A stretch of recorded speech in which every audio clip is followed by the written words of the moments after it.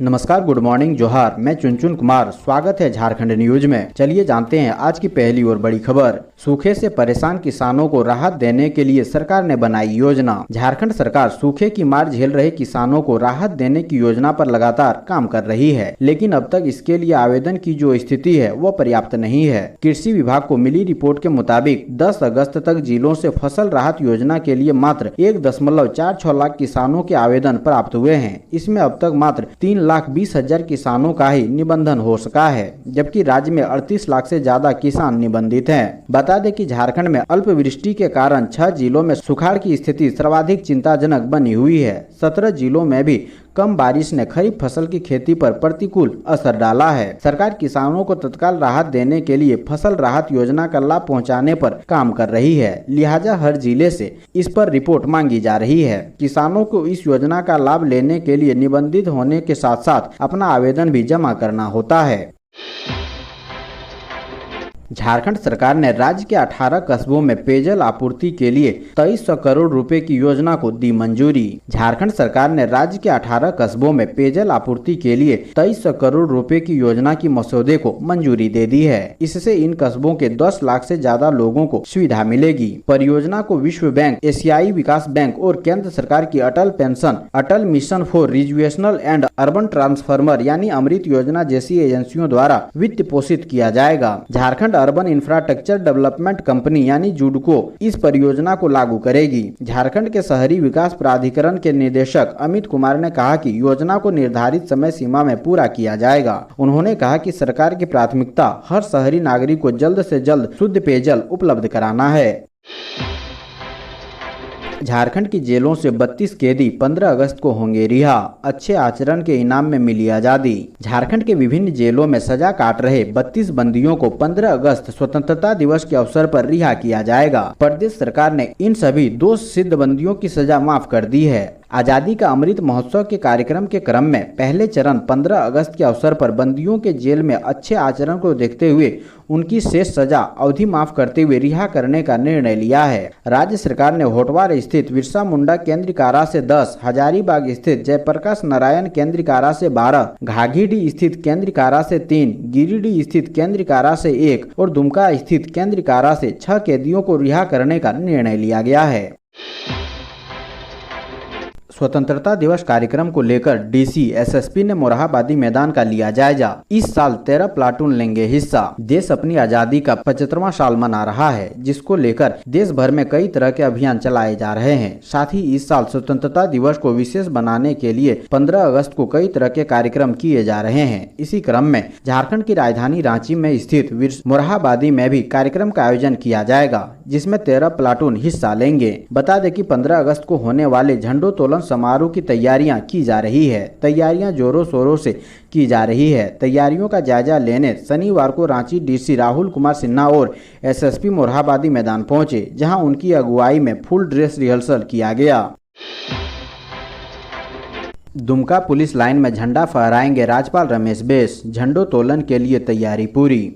75वें स्वतंत्रता दिवस के मौके पर दुमका में राज्यपाल रमेश बैस झंडा फहराएंगे। झंडोत्तोलन के लिए तैयारी पूरी कर ली गई है। कार्यक्रम पुलिस लाइन मैदान में आयोजित होगा। दुमका को जब से झारखंड की उप राजधानी बनाया गया है, तभी से यह परंपरा चली आ रही है कि स्वतंत्रता दिवस पर गवर्नर और गणतंत्र दिवस पर राज्य के मुख्यमंत्री आकर झंडा फहराते हैं। दुमका के उपायुक्त रविशंकर शुक्ला स्वतंत्रता दिवस पर राज्यपाल के कार्यक्रम को लेकर कई राउंड बैठक कर चुके हैं। हालांकि अभी तक राज्यपाल का कार्यक्रम तय नहीं हुआ है, लेकिन माना जा रहा है कि 14 अगस्त को दुमका आ जाएंगे और 15 अगस्त को देश की आज़ादी के 75 वर्ष पूरा होने पर आयोजित समारोह में शिरकत करेंगे। खबरों में आगे बढ़ने से पहले वीडियो को लाइक करना ना भूलें और चैनल पर नए हैं तो सब्सक्राइब जरूर करें। देवघर में श्रावणी मेले के बाद शुरू हुआ स्पर्श पूजा। अर्घा सिस्टम हटने से श्रद्धालुओं में खुशी। देवघर में श्रावणी मेला समाप्त होने के साथ ही स्पर्श पूजा शुरू हो गया है। भक्त अब बाबा भोले का दर्शन और उनको स्पर्श कर पाएंगे। स्पर्श पूजा शुरू होने से श्रद्धालुओं में उत्साह है। श्रावण पूर्णिमा के साथ सावन मेला समाप्त हो गया है। मेले की समाप्ति के बाद बाबा मंदिर में स्पर्श पूजा शुरू हो गई है। इसके साथ ही भक्त अब सीधे बाबा भोले का दर्शन और उनको स्पर्श कर पाएंगे। इससे पहले श्रावणी मेला में भीड़ को देखते हुए अर्घा से जलाभिषेक की व्यवस्था की गई थी। मेला में 30वें दिन पुरोहित की ओर से बाबा वैद्यनाथ की कांचा जल पूजा के बाद आम श्रद्धालुओं के लिए स्पर्श पूजा शुरू कर दिया गया। तेज रफ्तार कार की चपेट में आकर वृद्ध की मौत, चालक फरार। देवघर जिले के मोहनपुर थाना अंतर्गत चौपा मोड़ के पास 13 अगस्त की सुबह तेज रफ्तार कार की चपेट में आकर एक वृद्ध की घटना स्थल पर ही मौत हो गई। घटना इतनी भीषण थी कि कार वृद्ध को अपने साथ घसीटकर करीब 100 मीटर तक ले गई। फिर कार सड़क किनारे पेड़ से टकरा गई। कार का अगला हिस्सा बुरी तरह क्षतिग्रस्त हुआ है। दुर्घटनाग्रस्त स्विफ्ट डिजायर कार भागलपुर से देवघर आ रही थी। मृतक दुबराज यादव सेवानिवृत्त सरकारी कर्मचारी थे। दुर्घटना के बाद से कार चालक फरार है। खबर पाकर मृतक के परिजन और स्थानीय थाना पुलिस घटनास्थल पर पहुंची। पुलिस शव को कब्जे में लेकर पोस्टमार्टम के लिए सदर अस्पताल भेज दिया। फरार चालक की तलाशी जारी है। वृद्ध की मौत से आहत स्थानीय लोगों में कार चालक के खिलाफ आक्रोश है। पुलिस मामले की जांच कर रही है। धनबाद के भेलाटांड में 19 वर्षीय युवती से सामूहिक दुष्कर्म, परिजनों ने किया इनकार। धनबाद बरवा अड्डा थाना क्षेत्र के भेलाटांड में 19 वर्षीय युवती के साथ 2 युवकों द्वारा दुष्कर्म का मामला सामने आया है। युवती जोरा पोखर थाना क्षेत्र का जामा डोभा बड़की टांड की रहने वाली है, जो अपनी मां के साथ सिजुआ रिश्तेदार के यहां गई थी। वहां पर किसी बात पर मां ने उसे डांटा तो घर से निकल गई और ऑटो में बैठकर बरवा अड्डा चली आई। युवती मानसिक रूप से कमजोर है। वह भटक कर भेलाटांड की ओर चली गई। उसकी कमजोरी का फायदा उठाकर 2 युवकों ने उसके साथ सामूहिक दुष्कर्म किया। हालांकि परिजनों ने थाना में कोई शिकायत नहीं की है। परिजनों का कहना है कि लड़की मंदबुद्धि है, भटक कर चली गई थी। उसके साथ कुछ गलत नहीं हुआ है। कोई शिकायत नहीं होने के कारण पुलिस भी कार्रवाई नहीं कर रही है। घटना शुक्रवार 12 अगस्त रात की है। युवती अपने रिश्तेदार का घर ढूंढती हुई भटककर भेलाटांड बस्ती की ओर चल गई। तभी बाइक सवार 2 युवक आए और लड़की को घर दिखाने की बात कहकर जंगल में ले गए। वहां दोनों ने युवती के साथ दुष्कर्म किया। लड़की जब चिल्लाने लगी तो आसपास के कुछ लोग पहुंचे। स्थानीय पुलिस और ह्यूमैनिटी हेल्पिंग को सूचना दी गई। 4 पहिया वाहन रखकर सरकारी राशन लेने वालों की खैर नहीं। रजिस्टर्ड वाहनों की रिकॉर्ड खंगाल रहा जिला प्रशासन। 4 पहिया वाहन रखकर राशन उठाने वालों की खैर नहीं है। पलामू जिला प्रशासन पिछले 10 वर्षों के वाहन के रिकॉर्ड को जिला प्रशासन खंगाल रही है। पलामू की 90% के करीब आबादी खाद्य सुरक्षा अधिनियम से जुड़ी हुई है, जबकि 10,000 से अधिक ऐसे लोग हैं जिन्होंने खाद्य सुरक्षा अधिनियम से जुड़ने के लिए आवेदन दिया है। पलामू डीसी ए दोड़े ने कुछ दिनों पहले खाद्य आपूर्ति विभाग की समीक्षा की थी। समीक्षा के क्रम में संपन्न लोगों को राशन कार्ड से नाम हटवाने के लिए और सरेंडर करवाने के लिए अभियान चलाने का निर्देश दिया था। इसी क्रम में पलामू डीसी ने जिले में पिछले 10 वर्षों में रजिस्टर्ड 4 चक्का वाहनों की सूची लेकर उनका राशन कार्ड से मिलान करवाने को कहा है। पलामू खाद्य आपूर्ति विभाग ने जिला परिवहन विभाग से पिछले 10 वर्षों से रजिस्टर्ड वाहनों की सूची मांगी है।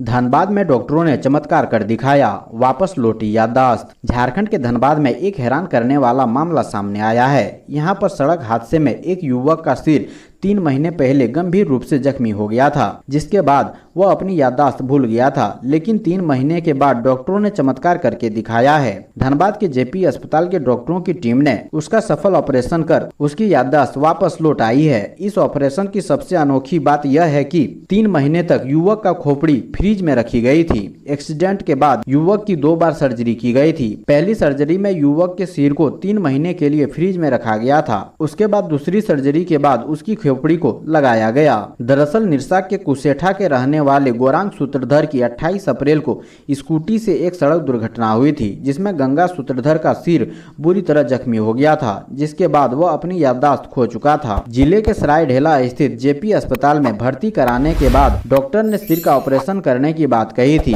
Neuro surgeon doctor Lingaraj Tripathi की 3 सदस्य की टीम ने गौरांग का सफल ऑपरेशन किया। किसानों ने लगभग 2 दर्जन से अधिक हल बैल के साथ खेत में फहराया तिरंगा झंडा।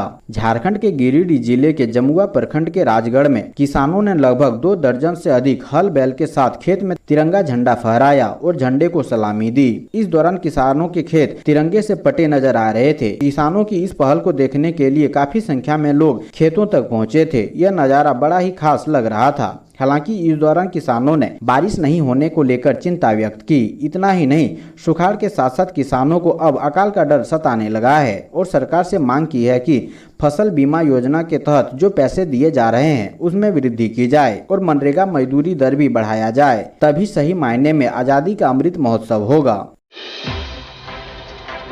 झारखंड में 48% कम हुई वर्षा, 9% खेत में धान की रोपनी, सुखाड़ की चपेट में पूरा राज्य। झारखंड में धान की खेती करने वाले किसान संकट में है। मानसून के दौरान होने वाली वर्षा 48% कम हुई है। सुखाड़ की स्थिति की जानकारी लेने के लिए झारखंड सरकार ने 24 जिलों में एक्सपर्ट की एक टीम भेजी थी, जिसमें से 5 जिलों से ही रिपोर्ट कृषि विभाग को मिली है। 10 अगस्त को ही कमेटी को अपनी रिपोर्ट देनी थी। बताया जाता है कि इस बीच सार्वजनिक अवकाश की वजह से सभी जिलों की रिपोर्ट नहीं मिल पाई है। कोडरमा, हजारीबाग, लोहरदगा, गुमला और पश्चिमी सिंहभूम से मिली रिपोर्ट के मुताबिक धान की खेती करने वाले किसान मुश्किल में है। अपने आकलन में कमेटी ने पाया है कि धान के बिछड़े पीले पड़ गए हैं और 20% से ज्यादा धान की खेती संभव नहीं है।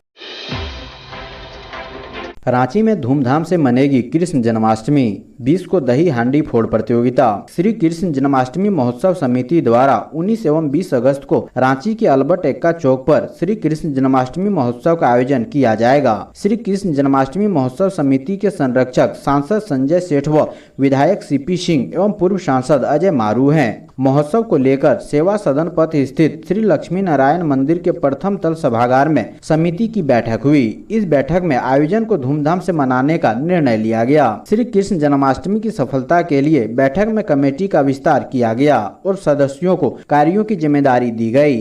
19 अगस्त को बाल गोपाल प्रतियोगिता व झांकी प्रतियोगिता, 20 अगस्त को संध्या बेला में दही हांडी फोड़ प्रतियोगिता, भजन संध्या सहित नृत्य नाटिका का आयोजन होगा। झारखंड में स्वतंत्रता दिवस समारोह को लेकर फुल ड्रेस रिहर्सल। झारखंड में 75वें स्वतंत्रता दिवस समारोह को धूमधाम से मनाने को लेकर तैयारियां जोरों पर है। सभी 24 जिलों में फुल ड्रेस रिहर्सल किया गया। इस दौरान उपायुक्त एवं पुलिस अधीक्षक ने फुल ड्रेस रिहर्सल का निरीक्षण किया। रांची में स्वतंत्रता दिवस समारोह को लेकर मोरहाबादी मैदान में फुल ड्रेस रिहर्सल किया गया। उपायुक्त राहुल कुमार सिन्हा एवं SSP कुमार कौशल ने फुल ड्रेस रिहर्सल का निरीक्षण किया।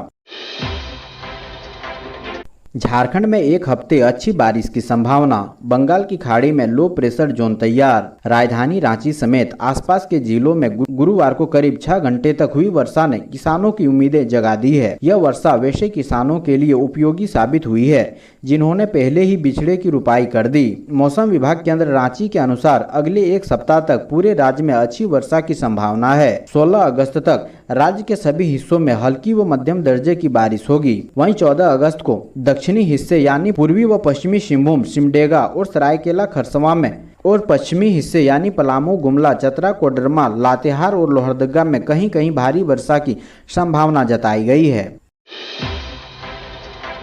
यमराज का अनोखा मंदिर। हर साल सावन के अंतिम शुक्रवार को उमड़ती है श्रद्धालुओं की भीड़। देवी देवताओं की मंदिर में पूजा आप अक्सर देखते होंगे, लेकिन अगर मंदिर बनकर धर्मराज यानी यमराज की पूजा की जा रही हो तो आपके लिए यह जरूर चौंकाने वाली खबर हो सकती है। बोकारो के चास में वर्षों से ऐसा होता आ रहा है। बोकारो के चास स्थित के स्वामी विवेकानंद रोड स्थित भगवान धर्मराज यानी यमराज मंदिर में पूजा अर्चना विधिवत रूप से की जाती है। यहाँ हजारों श्रद्धालु अपने मन्नत पूरी होने तथा मन्नत मांगने के लिए पहुँचते हैं। इस मंदिर में 80 सालों से सावन के अंतिम शुक्रवार को पूजा अर्चना की जाती है।